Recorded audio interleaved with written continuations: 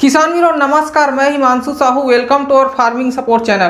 किसान वीरों, आज का हमारा टॉपिक रहेगा वर्मी कंपोस्ट को लेकर, और इस वीडियो में हम पूरी तरह से कवर करेंगे कि वर्मी कंपोस्ट क्या होता है, बनाने की विधि क्या है, उसके बाद इसके बिजनेस, और हम वर्मी कंपोस्ट के लिए केचुआ कहाँ खरीद सकते हैं। सारी बातें एक ही वीडियो में कवर करने वाले हैं। उससे पहले जो हमारे नए किसान वीर हो, चैनल को सब्सक्राइब करना बिल्कुल भी ना भूले और पास में वाली घंटी भी जरूर दबाएं। किसान वीरों, वर्मी कंपोस्ट का डिमांड आजकल इसलिए बहुत बड़ा है क्योंकि ज़्यादातर आजकल लोग जैविक खेती करना पसंद कर रहे हैं और मार्केट में डिमांड सबसे ज़्यादा जैविक चीज़ के ही है। जैविक कोई भी जैविक सामान हो, सब्जी हो, सबसे ज़्यादा जैविक ही कोई खरीदता है ग्राहक आकर, इसीलिए इसका डिमांड बढ़ा है। तो वर्मी कंपोस्ट बनाने के लिए सबसे पहले हम सामान्य संक्षिप्त में जान लेते हैं कि वर्मी कंपोस्ट होता क्या है। तो किसान वीरों, इसको हम सामान्य भाषा में कहें तो इसको हम केचुआ खाद भी बोलते हैं, जो कि जैविक तरीके से बनाई जाती है गोबर का उपयोग करके और सामान्य हमारा खराब वेस्ट सामान का उपयोग करके हम बनाते हैं। क्योंकि केचुआ ये होता है कि केचुआ ना ही पौधों को नुकसान करता है, ना ही मिट्टी को नुकसान करता है, उल्टा इसकी उर्वरा शक्ति बढ़ाता है, इसलिए हम वर्मी कंपोस्ट उपयोग करते हैं। अब हमारा पहला पॉइंट आता है वर्मी कंपोस्ट बनाने के लिए ज़रूरी वस्तु। तो आपको सबसे पहला ज़रूरी वस्तु, आपको तो सबसे पहले गोबर लगेगा, जो कि 5 से 6 दिन पुराना हो, जो 20 दिन पुराना होगा तो पर भी चल जाएगा। और एक आपको लगेगा जूट पोरा, या फिर इसके जगह आप पराली उपयोग कर सकते हैं। उसके बाद पौधों के अवशेष, जिसमें विशेषतः नीम के पत्ते शामिल करना बहुत ज़रूरी है। अब इसकी विधि के बारे में स्टेप बाय स्टेप हम लोग जानते हैं।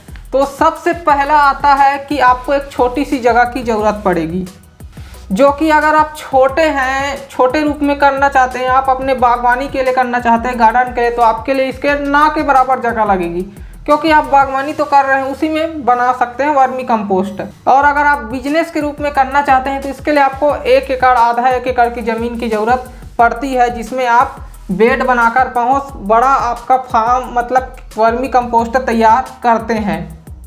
उसके बाद इसका दूसरा आता है कि आप एक प्लास्टिक बैग की ज़रूरत पड़ेगी, मतलब प्लास्टिक का उपयोग कर सकते हैं, जिसमें आप तिरपाल भी उपयोग कर सकते हैं जो ढकने वाला होता है, झिल्ली उपयोग कर सकते हैं। एकदम एक्यूरेट नहीं है कि प्लास्टिक ही लगेगा, तो आप कोई भी उपयोग कर सकते हैं, नीचे बिछाने के लिए ही लगता है।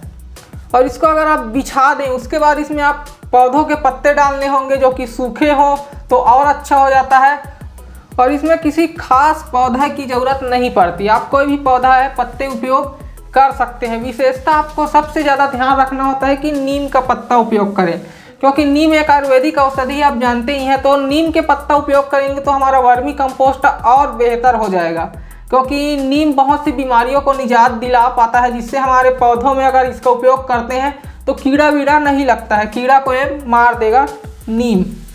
अब हमारा तीसरा पॉइंट आता है विधि को लेकर। उसके बाद आप डाल दिए जो नीम के पत्ता है, उसके बाद आप डाल सकते हैं गोबर। तो गोबर आपको ये लेना है कि आपको 5 से 7 दिन पुराना गोबर ले सकते हैं, जो कि 1 महीना तक भी चल जाता है।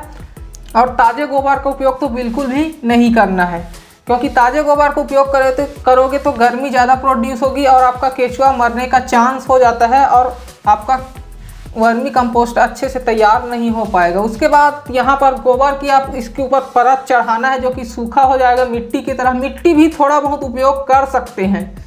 उसके बाद आप किचन में जो खराब सामान बच रहा है उसको भी आप उपयोग इसमें मिला सकते हैं साथ में। अब हमारा अगला पॉइंट आता है चौथा पॉइंट। तो हम लोग पूरा गोबर है, जो फसलों के अवशेष है, किचन सामान है, ये सारे चीज़ डाल दिए, तो हमारा बेड तैयार हो गया। तो बेड हमारा जो तैयार हुआ है वो लगभग 2 से 3 फुट चौड़ाई और 1 फुट ऊंचाई वाला है। तो इस तरह से हमने गोबर के पत्तियों के अवशेष पूरी तरह से डाल दिए हैं। अब आपको ज़रूरत पड़ेगी केचुआ की। तो केचुआ का अनुपात बता देता हूँ। केचुआ अगर हम सामान्य उपयोग ज़्यादातर होता है तो 1 वर्ग मीटर में लगभग 250 केचुआ उपयोग होता है।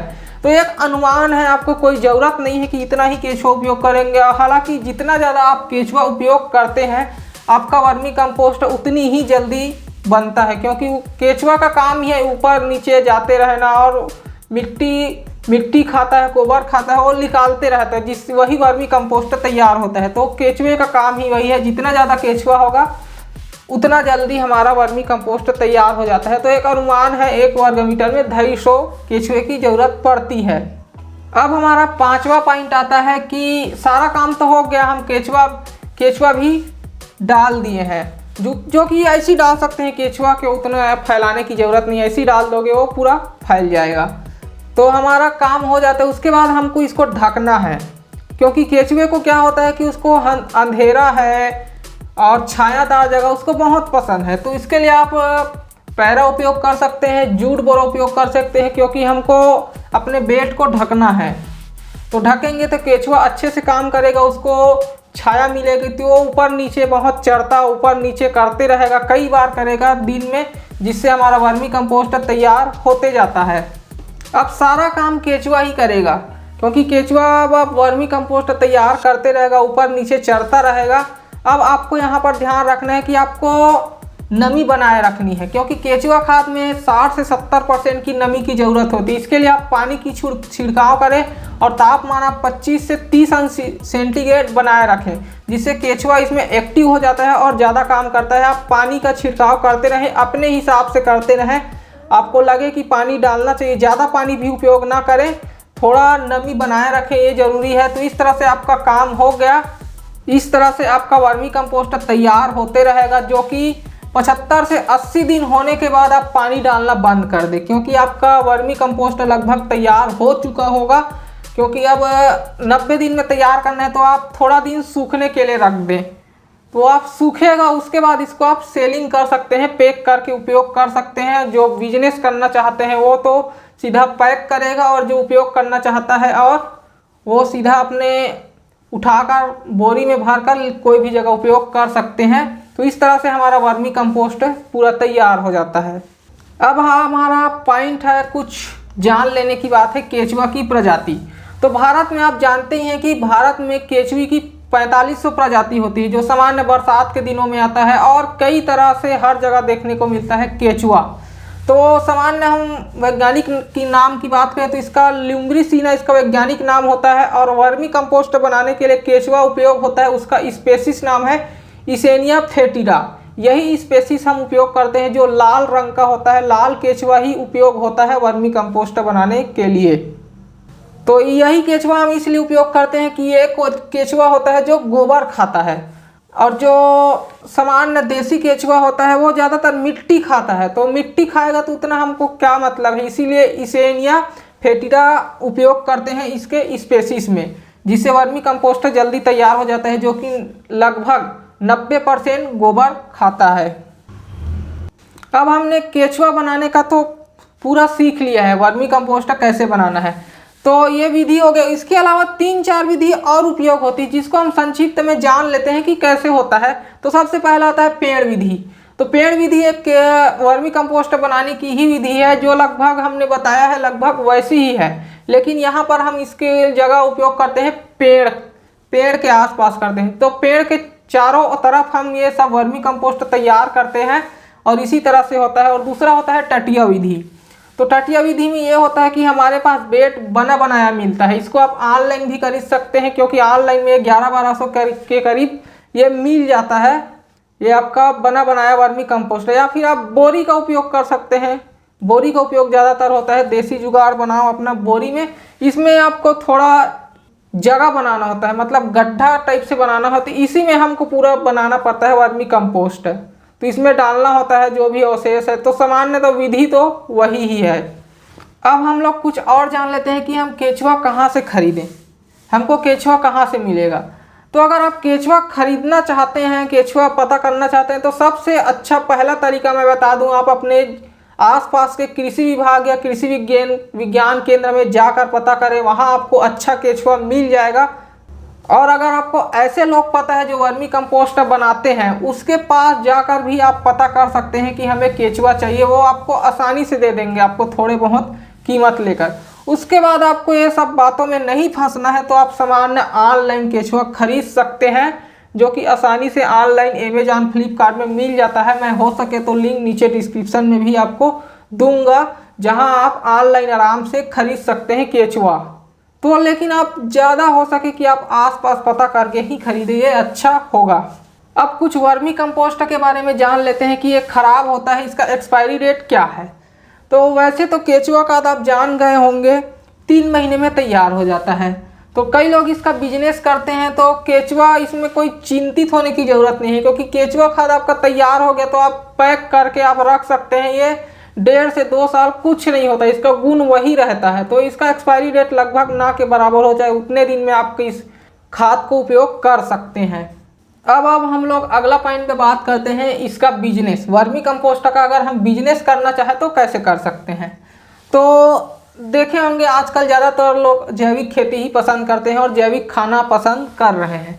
तो आगे चलकर आप सामान्य जान गए होंगे कि आगे चलकर ये केचुआ खाद वर्मी कंपोस्ट का डिमांड बहुत बढ़ने वाला है। तो अगर आप खोलना चाहते हैं तो आपको बिल्कुल हिचकिचाने की ज़रूरत नहीं है, आप बिल्कुल खोल सकते हैं वर्मी कंपोस्ट का बिजनेस।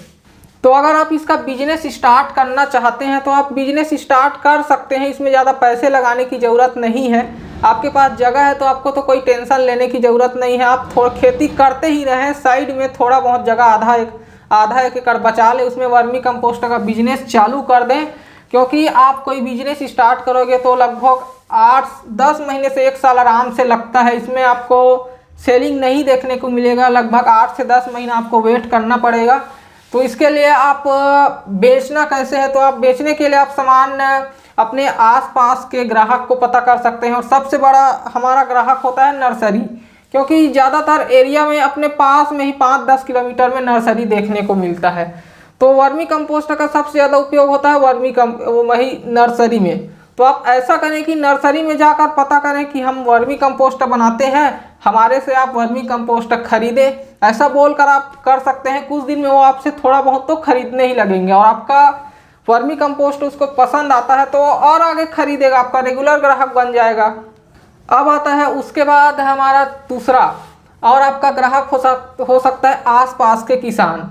अगर आसपास के किसान अगर वर्मी कंपोस्ट चाहिए या फिर आप बता सकते हैं वर्मी कंपोस्ट बनाते हैं तो आप उपयोग करना चाहे तो हमसे खरीद सकते हैं, करके आपको बताना पड़ेगा। और जो लोग आसपास में गार्डनिंग के शौकीन हैं वो लोग तो थोड़ा बहुत वर्मी कंपोस्ट खरीदेंगे ही खरीदेंगे, तो उसको आपको बताना पड़ेगा, जाकर आपको बताना पड़ेगा, किसानों से मिलना होगा कि हम वर्मी कंपोस्ट बना रहे हैं, आप हमारे से खरीदे। तो आपको ये 8-10 महीने में आपका बिजनेस थोड़ा संभालने लगेगा, उसके बाद अच्छा खासा चलने लग जाएगा। तो इस तरह से सारा कंप्लीट प्रोसेस हो जाता है वर्मी कंपोस्ट बनाने का, बेचने का, बिजनेस का। तो दोस्तों आपने यहाँ तक वीडियो देख लिया है तो आप वर्मी कंपोस्ट बनाना जरूर सीख गए होंगे। अब इसके कुछ महत्वपूर्ण बातें भी हमको जान लेनी चाहिए। तो सबसे पहला महत्वपूर्ण बात आता है, इसके लिए आपको ट्रेनिंग की ज़रूरत नहीं पड़ती। आप बिल्कुल भी ट्रेनिंग में पैसे बर्बाद बिल्कुल भी नहीं करें, क्योंकि यह ना टेक्निकल चीज़ है, ना कोई आपको एडवांस लेवल का कुछ करना है। आप जैसे जैसे आप करते जाओगे, काम करते जाओगे, आपका अनुभव बढ़ते जाएगा, उस हिसाब से आप वर्मी कंपोस्ट और अच्छे से बना सकते हैं। ट्रेनिंग में बिल्कुल पैसा बर्बाद ना करें। उसके बाद कई किसानों का ये रहता है कि नए होते हैं तो ताज़े गोबर भी डाल देते हैं। तो ताज़ा गोबर भूल से भी ना डालें, क्योंकि ताज़ा गोबर डालोगे तो गर्मी हो जाएगी आपके बेड में और सभी केचुआ एक ही दिन में ख़त्म हो जाता है। इससे आप केचुआ का नुकसान होगा तो वर्मी कंपोस्ट तो बनेगा ही नहीं। उसके बाद आता है तीसरा पॉइंट, आपको तेज़ धूप से बचा कर रखना है। तो तेज़ धूप से बचा कर रखने के लिए आप सामान्य पैरा या जूट बोरा उपयोग कर सकते हैं। अगर आप तेज़ धूप में अगर नहीं बचाते तो केचुआ तली में चला जाता है, जिससे क्योंकि उनको धूप से बचना है, उसको धूप पसंद नहीं है, उसको ठंडी और छायादार जगह ही पसंद है। तो केचुआ आपका नीचे तली में बैठ जाता है, जिससे आपका केचुआ ऊपर नीचे नहीं जाएगा, जिससे आपका वर्मी कंपोस्ट बनने में बहुत टाइम लगेगा या फिर बनेगा ही नहीं अच्छे से, उतना अच्छा से। उसके बाद अगर संभव हो तो आप पीएच भी चेक कर सकते हैं, लेकिन उतना ज़रूरत नहीं है। लेकिन आपके पास अगर मतलब हो कुछ चेक करने का तो पीएच आप ज़रूर चेक करें। पीएच अगर रहे तो उदासीन के आसपास रहना चाहिए। जैसे उदासीन पीएच होता है 7, तो इसके आसपास ही आपका पीएच रहेगा तो काफ़ी अच्छा होता है, जिससे इसमें क्या होता है केचुआ एक्टिव हो जाते हैं और आपका वर्मी कंपोस्ट बहुत जल्दी तैयार हो जाता है, 80 दिन में एकदम परफेक्ट तैयार हो जाएगा। उसके बाद आपको एक चीज़ और करना है, बेड का तापमान तो मेंटेन करना ही करना है, इसको मैं पहले ही बताया हूँ। तो आप इसको बिल्कुल भी अवॉइड ना कर, इसको देखें कि बेड का तापमान कितना चल रहा है। हालांकि 25 और 30 सेंटीग्रेड इसके लिए अच्छा होता है, जिसमें केचुआ बहुत अच्छे से काम करना है। हमको केचुआ को जो भी रिक्वायरमेंट होगी उसी को पूरा करना है, इसी से हमारा वर्मी कंपोस्ट जल्दी तैयार होता है। तो बस दोस्तों, आपको जानकारी कैसी लगी हमें कमेंट में ज़रूर बताओ। आप हमारे यूट्यूब चैनल पर नए हैं तो सब्सक्राइब तो करिएगा ही, और आपको इसके बाद और कौन सी जानकारी चाहिए आप कमेंट भी कर सकते हैं। और आपको अच्छे से समझना है तो हमारी वेबसाइट farmdunia.com जरूर चेक करें, वहाँ भी मैंने पोस्ट जानकारी दिया हुआ है कि वर्मी कंपोस्ट कैसे बनाते हैं। तब तक के लिए जय हिंद।